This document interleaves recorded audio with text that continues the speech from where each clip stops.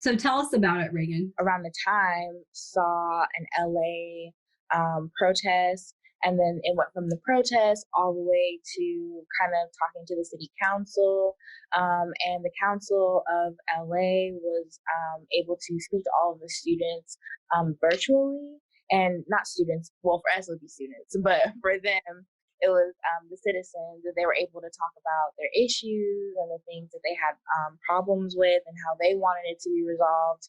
And I thought it was really cool how they did kind of just a virtual town hall situation. And so that's kind of like what this idea is for everyone virtually, because of COVID and everything, can Mhm. come to they'll voice their opinions in a safe environment, something that will help us get positive solutions, so that students who are, kind of going through their schooling right now, even though we've graduated, we wanted to step in and kind of help them along the way, Mhm. them And to express how they feel, because I feel like myself and even DJ, from us having conversations, have had a lot of either pent up frustrations that we never really talked about going through school. And it's just kind of nice to be able to give future students a platform to be able to express those frustrations that they have, so that they're not just feeling like they're unheard, or they kind of just shut down and they don't participate in certain things that we have going on.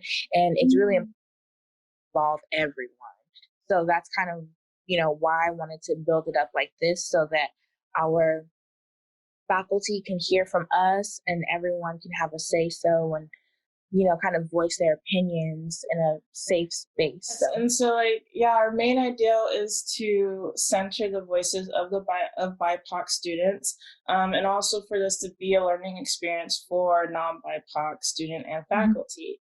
And we also, based off of like a lot of the things I learned from my thesis, where are the Black creatives, and the reasons why there aren't a lot of BIPOC people, especially Black people, in creative fields like graphic design, is because there is a lack of communication, there is a lack of mentorship, and there is a lack of students not even knowing that the field exists as a real job. And so, as someone who, at when I was in school, was always looking for a mentor, was always looking for an alumni to give me feedback, or just to see that another Black student was like living as a graphic designer. And I did some mentoring at my time in PSU with university freshmen. um, I realized, well, now that I'm an alumni, this is now where I get to use the research and what I learned to actually do some action with it. And so me and Rheagan decided, okay, well, yeah, we're alumni and we're going to talk to our professors and we're going to do something for future students. And this is kind of what it ended up developing into, was this way to have continuous conversations, because I think people just don't know that our faculty is willing to listen. I think people feel either threatened or scared or worried about their grades in classes, and so never have really had that thought of like, I can comfortably go talk to a professor about something that happened to me that may have been a microaggression or racist or just an unsettling situation in a classroom critique, for example. And so this is a way to kind of show like, no, we can have these conversations. We do have the proper avenues to do it.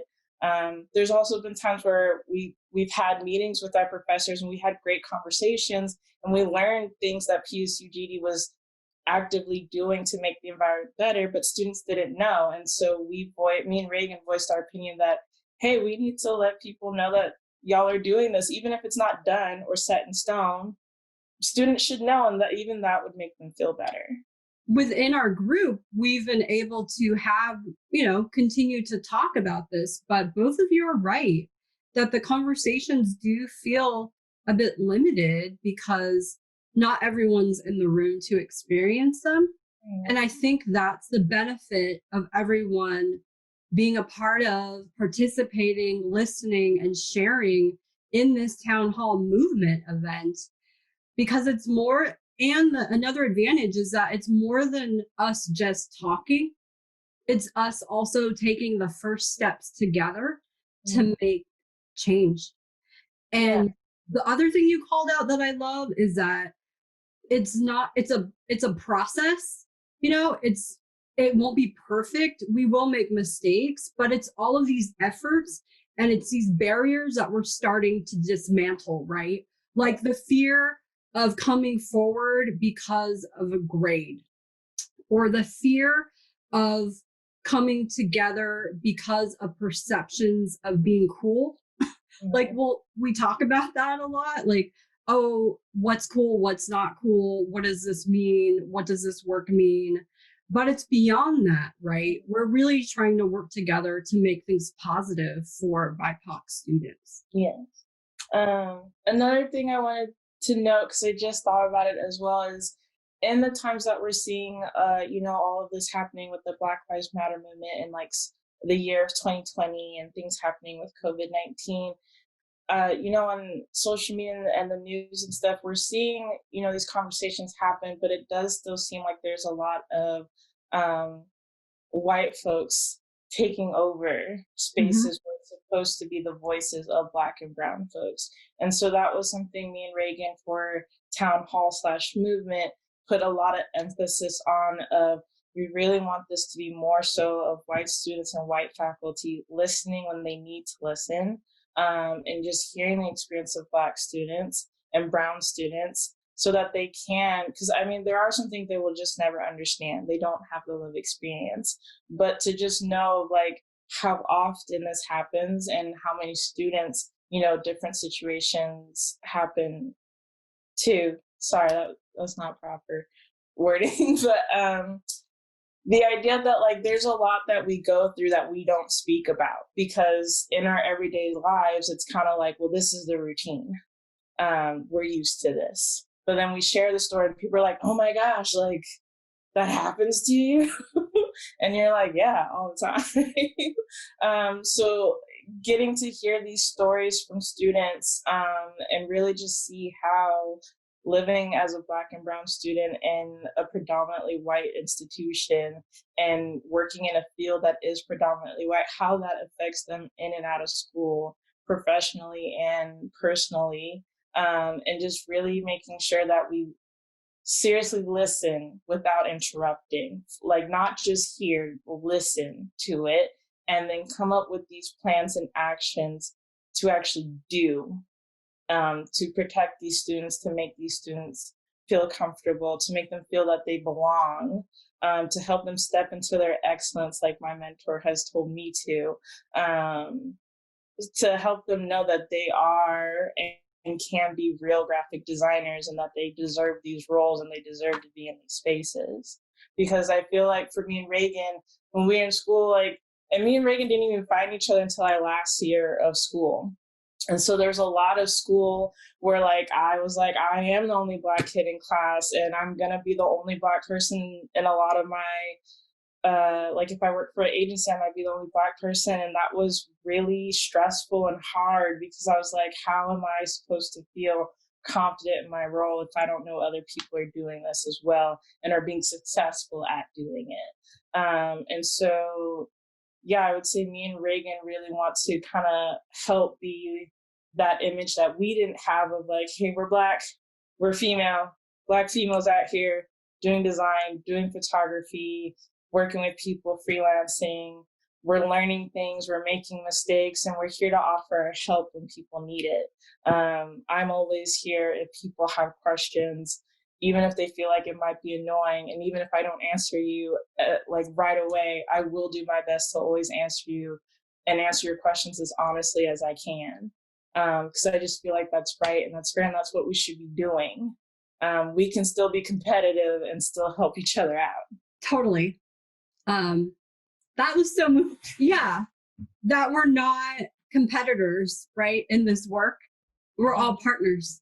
Yeah, and there's a lot of our work where we're collaborating with each other. And there's a lot of us where like we don't all do the same thing. Like both me and Rheagan have the same degree, but she is way better at photography than I am.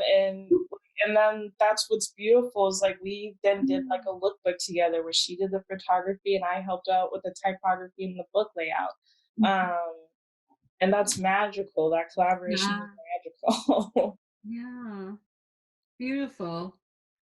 Rheagan, how are you feeling? So good. So good. I'm excited about everything that's happening.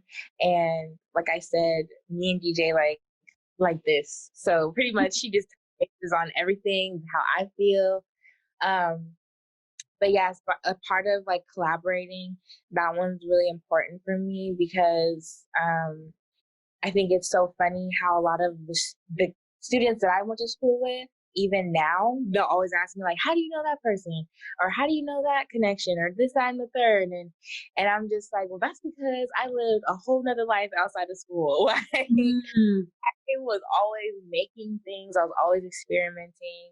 mm-hmm. Um, and I think the thing for myself and the thing that my mom has always taught me is she was like, there's going to be, white people everywhere, no matter where you go. So she was just always very like, no matter what, be positive, carry yourself in a positive way, do your best. And I think it's important that everyone, like starting off freshman, sophomore year, like go outside beyond your classmates and meet different people from like all walks of life because Mm-hmm.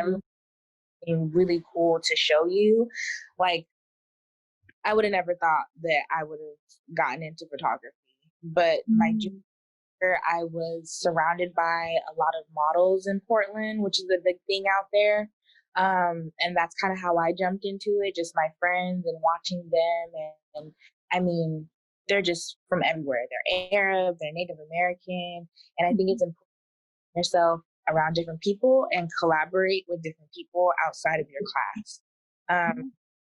And that will definitely teach you a lot. And that'll teach you a lot about how to respect other people and where they come from, how they view different things. So I think, like DJ said, collaboration is everything. And I think it's important for all of us to do it, especially outside of class, do things outside of class. There was so much, like so many ideas, so many thoughts that really led to this, and it's definitely evolved and morphed into something that like there's even more involved and behind it. But yeah, our main goal was to be like, okay, if we're gonna address one problem with PSUGD, let's go ahead and address them all. Let's just talk about it. Let's listen. Mm-hmm. Let's just do it and start making some actions for how do we make it better. And we know, and I hope people do know that this isn't something that gets fixed overnight. This is Yeah. something that is continuous. Like we said earlier, it's a continuous conversation. It's continuous unlearning, continuous learning. And this is something that our hopes are we have at least once a year, because there will always be new students and we will always need to keep checking in and making sure that we're doing what we set out to do and are meeting the goals that we made for making sure BIPOC students in PSUGD feel comfortable, feel heard, feel like they can do projects about their identity and not get weird critiques about it. Feel like they can go to a teacher about an issue relating to their identity and know that that teacher will go through the right avenues to help them fix that problem and make them feel better. And also as a way to show people that like alumni are here, at least the ones that want to be here, and you can always reach out. Like, don't be afraid to reach out. I was that person that was afraid to reach out, and I had to force myself more. And that's how I met Rheagan, and I met a lot of my other friends, and how I met my mentor, who I adore now.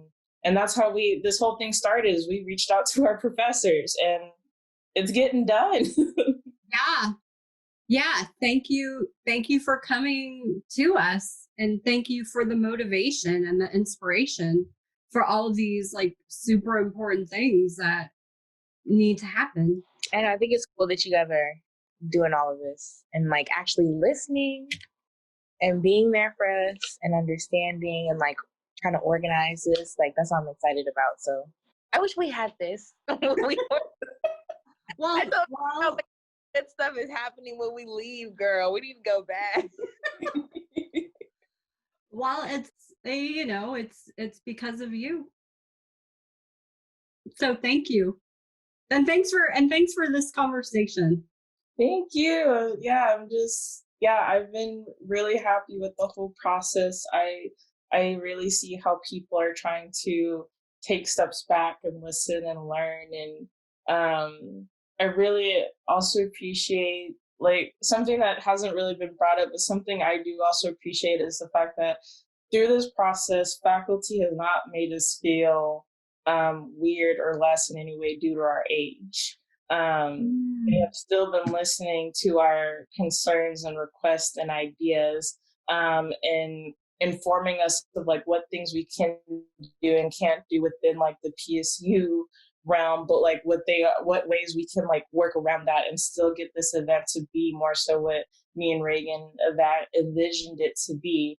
But I do really appreciate the age thing, because there have been many times once I graduated where I feel like I was talking to people because they learned I just graduated, or because they found out my age, currently 23, um, my words didn't hold weight for them. My words didn't matter for them.